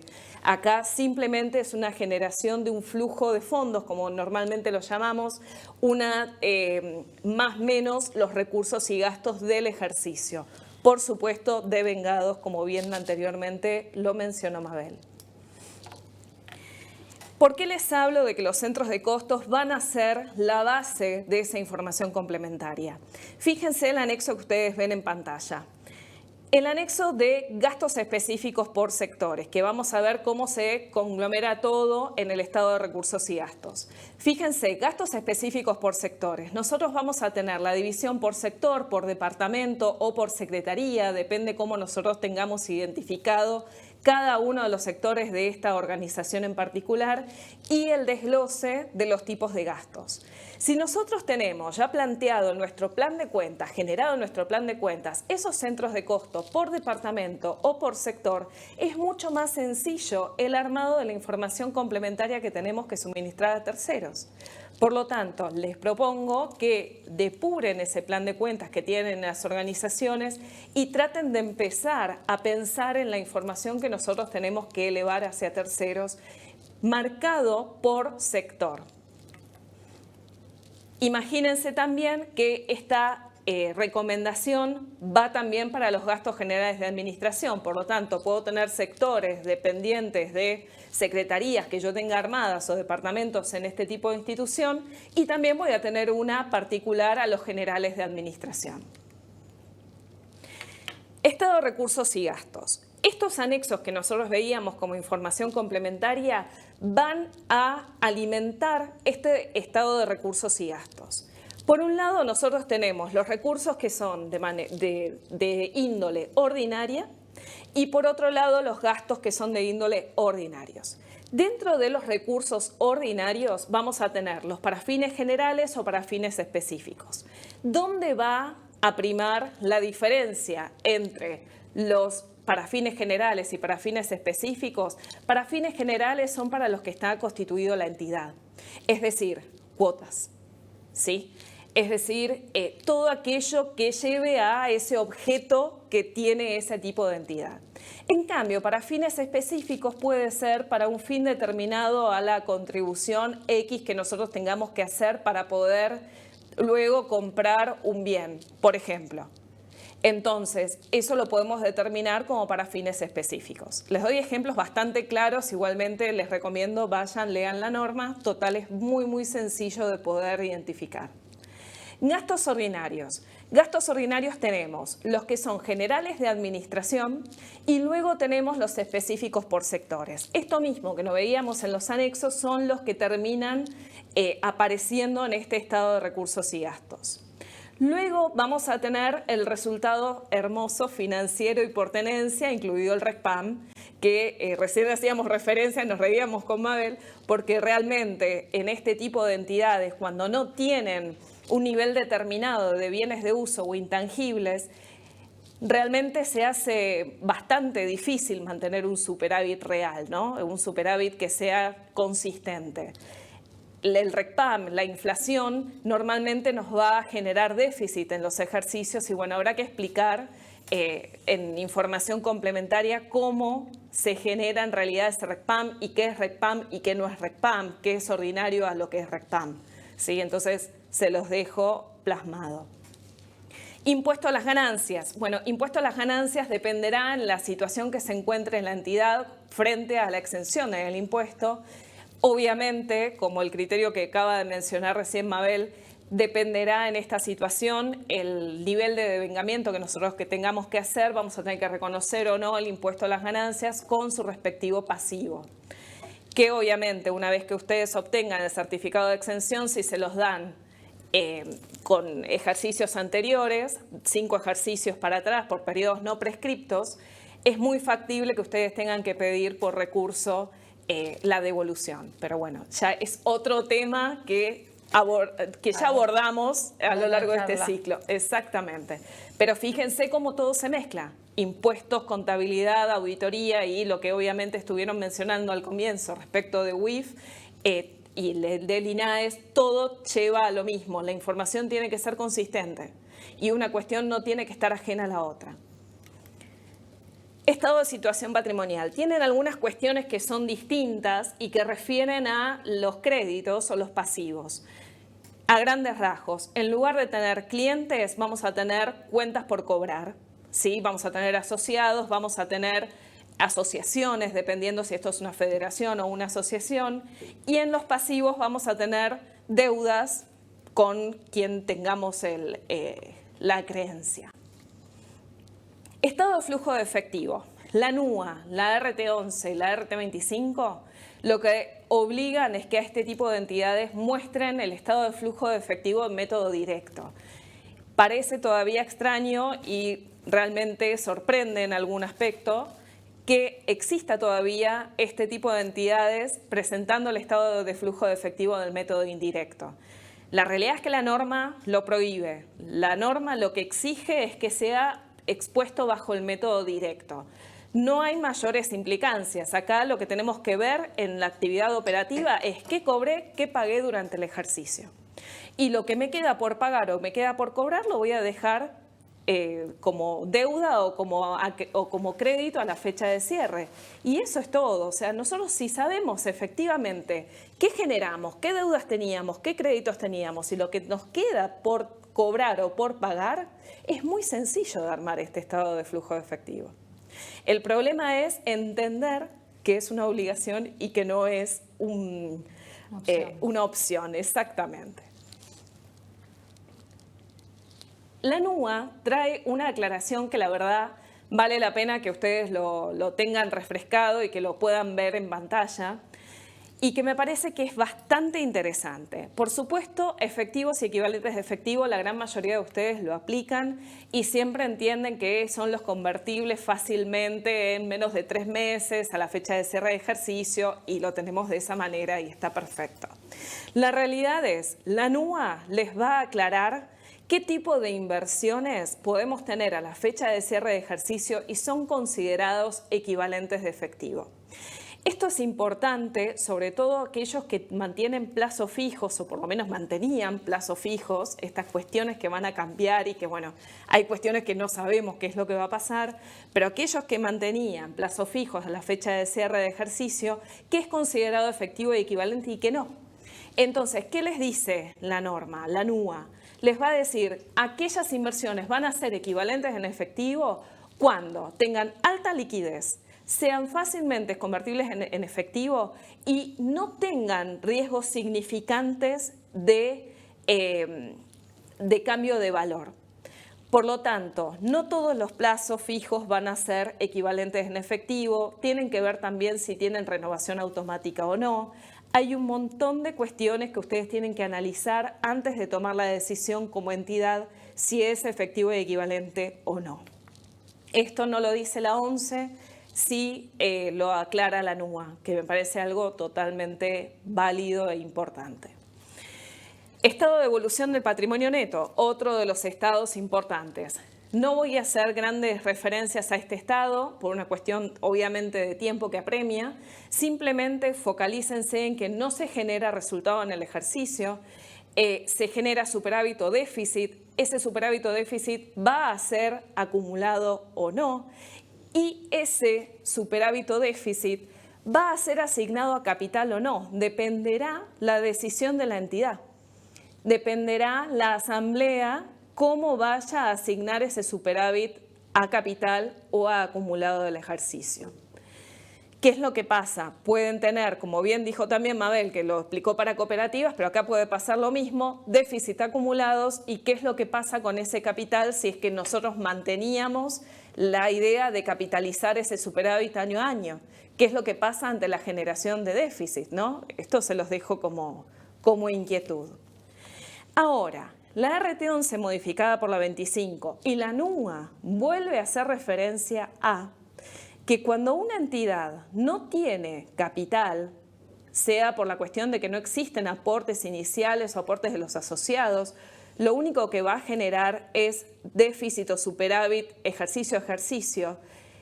¿Cómo voy a mostrar el estado de evolución del patrimonio neto? Bueno, la NUA vuelve a lo mismo que la 11 modificada por la 25 y lo que les dice es, vamos a mostrar, que lo compartíamos anteriormente antes de esta charla con Mabel, lo vamos a mostrar como un estado combinado entre el patrimonio neto y estado de recursos y gastos. Bueno, la verdad, si tienen acceso obviamente a la FAPSE, vayan a la RT11.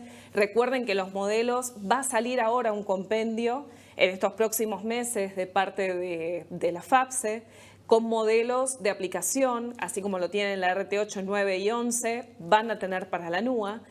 Pero ya tienen este estado combinado, lo pueden ver en la RT11 actualizada. Es la verdad medio rara la redacción o cómo está expuesto, lo conversamos anteriormente con Mabel, porque no tenemos un estado de evolución del patrimonio neto, vamos a tener un estado combinado donde vamos a empezar con un superávit acumulado de ejercicios anteriores, el estado de recursos y gastos del ejercicio y uno acumulado. La verdad, es una simplificación. Esto es norma y así como les estamos mostrando que son los estados contables obligatorios, también tienen esta opción si es que no tienen capital en este tipo de entidades. Pero bueno, lo charlamos con Mabel antes y dejamos a criterio de cada profesional, de cada entidad. En esta cuestión de características propias de la actividad, entendemos que todo tipo de entidad sin fin de lucro no va a tener el mismo nivel de actividad. Si estamos hablando de clubes de fútbol, vamos a tener obligaciones marcadas por la AFA o por liga profesional. Vamos a tener un plan de cuentas que proviene de data de hace más de 20 años y que lo tenemos que aplicar de acuerdo a la norma de AFA. Por lo tanto, depende de la actividad que desarrolla este tipo de entidades, vamos a tener características que plasmar en nuestro juego de estados contables que van a ser sustancialmente distintas incluso a lo que se prevé en la RT11 modificada por la 25 o en la NUA. Entonces tengan precaución en qué tipo de entidad se encuentren trabajando. Cuando hablamos de créditos, así como les estaba mostrando que la AFA tiene su propia metodología, bueno, acá también vamos a ver la distinción en la NUA y lo vamos a ver la distinción ya prevista en la RT11, porque acá lo que se generó es la misma información. Si estamos hablando de un club deportivo, ¿qué créditos vamos a tener? Bueno, cuotas sociales por cobrar, cuotas por cobrar de facilidades, aranceles a percibir. Si estamos hablando de instituciones educativas, si estamos hablando de un colegio, vamos a tener deudores por servicios de enseñanza, matrículas por cobrar, dependerá en la fecha de cierre de ejercicio en qué situación esté con esos créditos. Respecto de los sindicatos pueden tener créditos provenientes de aportes de empresas por cobrar, o si es un sindicato o si es una federación que depende del Estado, puede tener esa cuota por cobrar del mes siguiente, obviamente devengada, pero sin cobrar. Por lo tanto, recuerden por favor que el criterio que marca la contabilidad es el devengado. No recaigamos sobre lo fácil, sino no perdamos el hilo conductor. Servicios vinculados con la salud, bueno, cuentas por cobrar a pacientes, etc. Estos ejemplos los van a ver en la propia NUA o en la RT11. También tenemos la distinción de los bienes para consumo o comercialización, teniendo especial reparo de que si están destinados a la comercialización, tengan cuidado del aspecto impositivo y tengan cuidado con la exención de ganancias. Por lo tanto, revisen bien la situación que están y revisen bien qué bienes quedan disponibles para la comercialización. Cuando hablamos de bienes para consumo, por ejemplo, si estamos hablando de una actividad deportiva, ¿qué bienes vamos a tener para consumo? Y bueno, lo utilitario, todo lo que estemos precisando para poder impartir esa actividad. Pelotas, todo lo que ven ustedes en pantalla. Esto es un club de fútbol, obviamente después cualquier tipo de institución deportiva, sea hockey, sea vóley, básquet, tendrán sus insumos y eso va a estar destinado a consumo en el ejercicio posterior. En cambio, si es una institución de salud, podemos llegar a tener como bien de consumo lo que ustedes ven en pantalla, instrumental quirúrgico. Por lo tanto, prestemos atención en qué tipo de actividad estamos trabajando. Nunca pierdan de horizonte ello. Comercialización. Si estamos hablando de una institución deportiva, podemos tener la indumentaria deportiva para poder vender. Si estamos hablando de una institución de salud, ya cambia. ¿Qué vamos a tener para comercializar? Es distinto. Entonces, prestemos atención un poquito a la actividad. Otra cuestión importante, y ya para ir cerrando, porque ya me parece que estamos pasados, es hablar de los subsidios y de la NIC 20.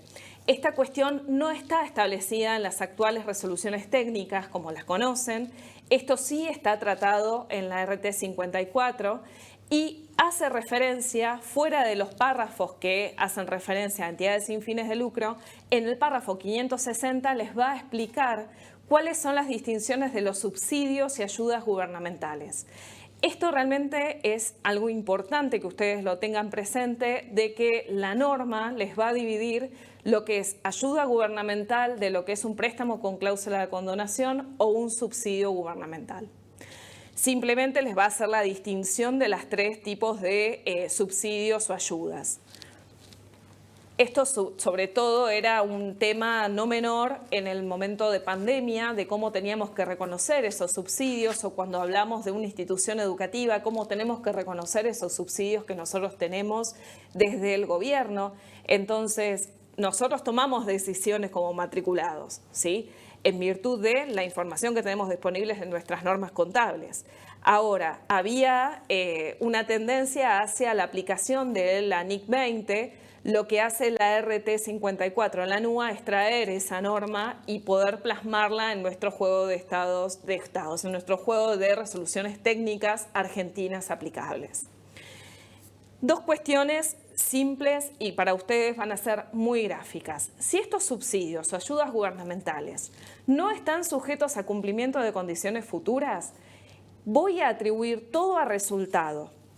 Todo va a ser resultado en tanto yo lo haya recibido o tenga una probable recepción futura. Esa probabilidad va a estar dada por los documentos que ustedes tengan a la vista. Si está sujeto a condiciones futuras, es decir, al cumplimiento de algo que yo tenga que hacer como entidad, va a ser pasivo hasta que cumpla con esas condiciones o hasta que haya sido recepcionado y haya cumplido con esas obligaciones que yo tengo, o va a ser resultado una vez que yo haya cumplido esos requisitos y haya cobrado o tenga una probable recepción en el futuro. Entonces, fíjense en qué situación se encuentran para poder identificar si es pasivo o si es resultado lo que yo tengo que reconocer a la fecha de medición.